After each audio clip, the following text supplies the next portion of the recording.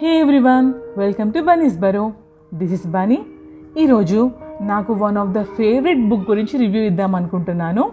అది Paulo Coelho రాసిన Veronica decides to die. దీని గురించి మాట్లాడే ముందు అసలు ఈ బుక్ నేను ఎందుకు చదివానో చెప్తాను. ఆల్కెమిస్ట్ చాలామంది చదివే ఉంటారు. Same author. ఆల్కెమిస్ట్ నా లైఫ్ని చాలా బాగా ఇన్ఫ్లుయెన్స్ చేసింది.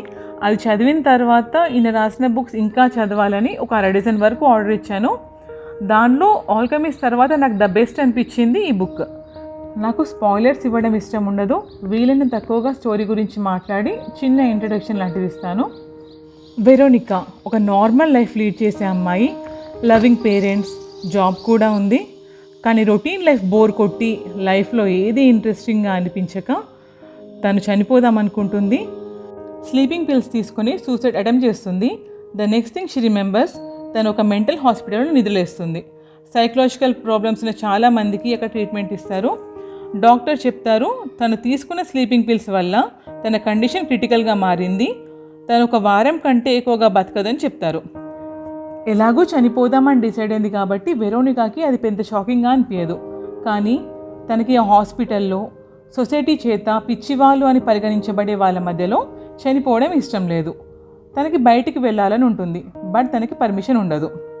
నేను ఇక్కడ డైరెక్ట్గా పిచ్చివాళ్ళు అనకుండా సొసైటీ దృష్టిలో పిచ్చివాళ్ళని ఎందుకు అన్నానంటే, who is mad, what is madness అనేది బుక్లో చాలా బాగా చెప్పారు.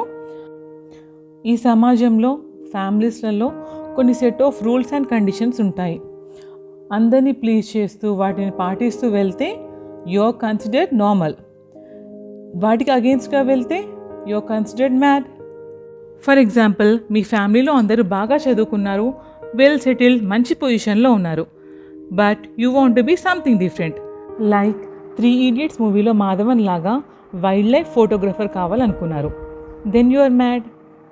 వి కాంట్ ప్లీజ్ ఎవ్రీవన్. అందరినీ సాటిస్ఫై చేయాలి, అందరి దృష్టిలో వీళ్ళు మంచివాళ్ళు అనిపించుకోవాలి అని మన సొంత క్యారెక్టర్ ఏంటో మర్చిపోతాం. We lose ourselves. ఇక్కడ డిఫరెంట్గా అనేది కొంచెం క్లారిటీ ఇవ్వాలి. మనకు నచ్చి డిఫరెంట్గా బతకడం వేరు, కానీ అందరికీ నేను డిఫరెంట్ అని చూపించుకోవడం వేరు. డిఫరెంట్ అని చూపించడం కోసం వింత చేష్టలని చేయడం అనేది రియల్లీ మ్యాడ్ అది.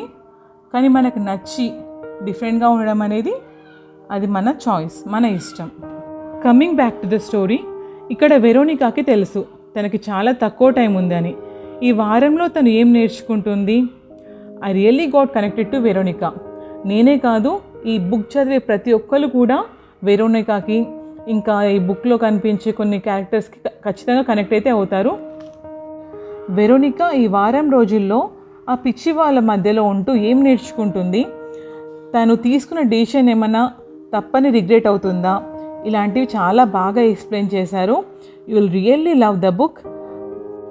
ఇది థ్రిల్లర్ బుక్ అయితే కాదు, కానీ సస్పెన్స్ ఎలిమెంట్ అయితే ఉంటుంది.